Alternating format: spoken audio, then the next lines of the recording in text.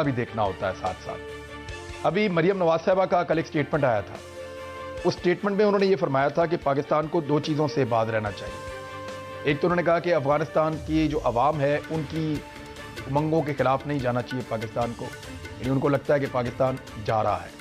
दूसरा उन्होंने ये कहा था कि पाकिस्तान को वहाँ पे अपनी मर्जी और अपना जो नज़रिया है उसको मुसल्लत नहीं करना चाहिए अफगानिस्तान में। अच्छा, ये जो मौक़िफ़ है ये पाकिस्तान की अपोजिशन की सबसे बड़ी पार्टी है PMLN, उनकी क़यादत की तरफ से आया है और ये पहला मौक़िफ़ है जो इस ख़ानदान की तरफ से आया है, शरीफ ख़ानदान की तरफ से। और यही बात गुज़िश्ता चंद दिनों से इंडिया भी कह रहा है और इंडियन ने फिर उसको कैसे हेडलाइन बनाया और इंडिया ने कैसे सारे मामले को उठाया वो भी आपके सामने है। आपको क्या लगता है कि इस मामले में, मैं मेहमानों से पूछूंगा इस बारे में कि ये चीज़ें पाकिस्तान को कितना फ़ायदा देंगी और क्या पाकिस्तान वाकई कुछ ऐसा कर रहा है वहाँ पे जो पाकिस्तान को नहीं करना चाहिए। हमारे साथ जो मेहमान मौजूद हैं, शहजाद चौधरी साहब हैं, इमरान याकूब खान साहब हैं, जनरल रिटायर अमजद शुएब साहब हैं और एजाजुल हक साहब हैं। ये चारों मेहमान किसी तारुफ के मुताज नहीं हैं, बड़ा शानदार तर्जिया इनका होता है। शहजाद चौधरी साहब से शुरू करते हैं सबसे पहले।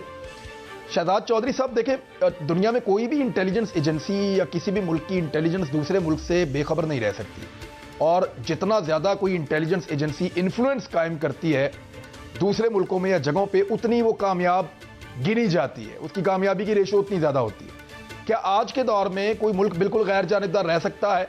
और ये इल्ज़ाम जो भारत ने पाकिस्तान पे लगाया उसकी तौसीक कर दी है और भारतीय मीडिया ने उसको उठाया भी। पाकिस्तान की एक बड़ी अपोजिशन पॉलिटिकल पार्टी ने कि पाकिस्तान को ये दो चीज़ें वहाँ नहीं करनी चाहिए। देखिए, उससे आने से पहले मैं दो असूल बड़े वाज़ेह तौर पर, मेरे ख्याल में शाह महमूद कुरैशी साहब को कुछ क्रेडिट ज़रूर देना चाहिए। पहला जो उनकी स्टेटमेंट है, और बारहा ये स्टेटमेंट उन्होंने दी है अपने पिछले चंद दिनों के अंदर, उन्होंने कहा है कि पाकिस्तान अफ़गानिस्तान का पड़ोसी है और उससे 2600 किलोमीटर की एक सरहद जो है वो शेयर करता है। तो आप लोगों के पास तो ये फ्लेक्सिबिलिटी है कि सामान उठाया और चले जाते हैं, हम यहाँ से कहीं जा नहीं सकते।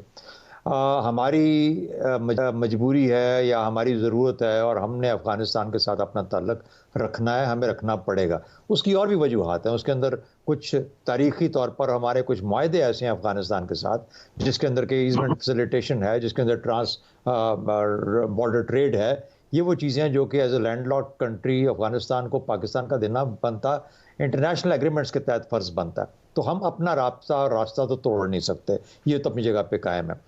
दूसरा जो असूल जो मैं समझता हूँ कि बहुत लाज़मी हमें याद रखना चाहिए कि जब हमें कोई नहीं हमें दुनिया की कोई ताकत बता सकती या हम नहीं एक्सेप्ट करते कि जी आपकी गवर्नमेंट कैसी होनी चाहिए या कौन हो और कौन ना हो। मिसाल के तौर पे अगर मैं कहूँ कि या कोई तालिबान में से या कोई और कह दे कि नेक्स्ट टाइम जब इलेक्शन हो अमेरिका में तो डेमोक्रेट्स और रिपब्लिकन्स की एक मिक्स्ड गवर्नमेंट होनी चाहिए वहाँ पे, मेरी ख्वाहिश हो सकती है। लेकिन ये ज़रूरी नहीं कि अपने कानून और अपने आइन के तहत बनाएंगे, अपनी मर्जी के तहत बनाएंगे, जो उनका तरीका है, जो रिवाज है उसके तहत बनाएंगे। तो जो तरीका और रिवाज इस वक्त अफगानिस्तान में आपको नज़र आ रहा है जो है, जब तक कि वहाँ पे कोई एक ऐसा आइन तश्कील नहीं पाता जिसमें गवर्नमेंट की ट्रांजिशन का तरीका दिया गया हो, जिसमें इलेक्शन का कोई तरीका दिया गया हो, जिसमें राय लेने का और देने का कोई तरीका दिया गया हो, उस वक्त तक तो तालिबान ही जो कहेंगे वही वहाँ पे इस वक्त सिक्का राजल वक्त है। और इसलिए मेरे ख्याल में किसी मुल्क को हक नहीं पहुँचता कि वो किसी और के, चाहे वो आवाम के, चाहे डेमोक्रेसी, चाहे जमहूरियत के ज़िम्मे के ज़ोर पे वो ये कहे कि तालिबान को यूँ करना चाहिए और यूँ करना चाहिए।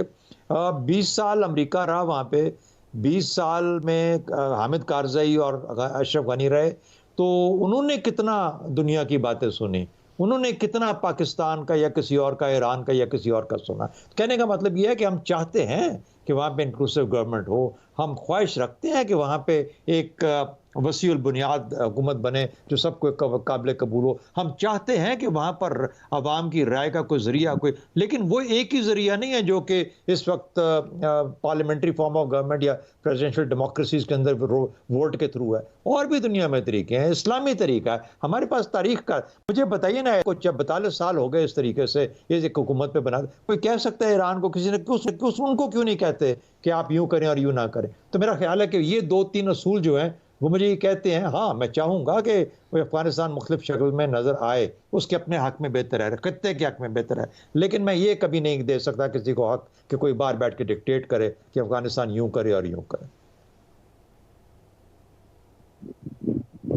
नहीं, पाकिस्तान क्या डिक्टेट कर रहा है, ये दो चीजें मैं आपके सामने रखता हूं। एक तो मरियम नवाज ने कहा कि अफगानिस्तान की अवाम की को तस्लीम करना चाहिए पाकिस्तान को। तासुर मिल रहा है कि शायद पाकिस्तान नहीं कर रहा। और दूसरा है कि बकौल उनके पाकिस्तान को अपने नजरिए और फैसले को उन पर मुसल्लत नहीं करना चाहिए। Quickly sir.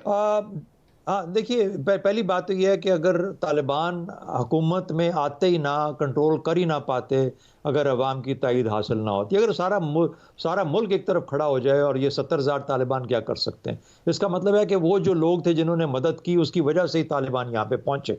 जिन्होंने नहीं करना था वो मुल्क से चले गए हैं, भाग गए हैं। कुछ और भागना चाहते हैं, जाना चाहते हैं, दे शुड लीव, क्योंकि वो मुल्क में नहीं रहना चाहते। तो परफेक्टली भाई। दूसरा, जहां तक दूसरी बात है कि अपनी मर्जी नहीं, हम मेरा ख्याल बिल्कुल I agree with that. Pakistan का कोई हक नहीं पहुंचता किसी भी तरीके से कि वहां पे जाके किसी को डिक्टेट करे।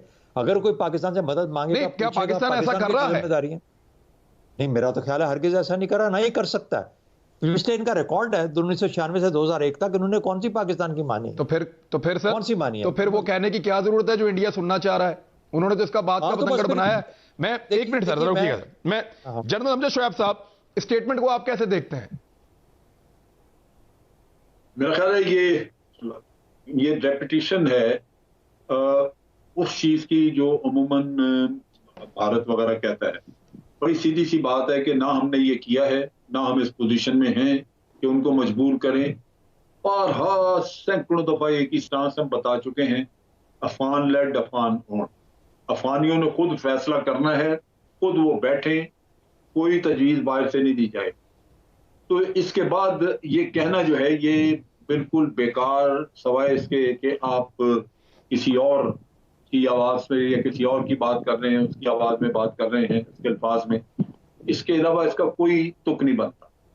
दूसरी बात जो मैं कहना चाह रहा हूं, जो अभी शहजाद चौधरी साहब ने बात की, वो असूली बात बिल्कुल ठीक है कि आप का कोई राइट नहीं कि उनको ये बताएं कि आप हुकूमत इंक्लूसिव बनाएं या इस तरह बनाएं या उस तरह करें। लेकिन यहाँ कुछ मुश्किलात हैं, यहाँ कुछ प्रॉब्लम मुख्तलिफ है। अफगानिस्तान की जो इकोनॉमी है वो अपनी नहीं है, उनके हालात बड़े खस्ता हाल है, बुरे, उनके पास पैसे नहीं है किसी को देने के भी।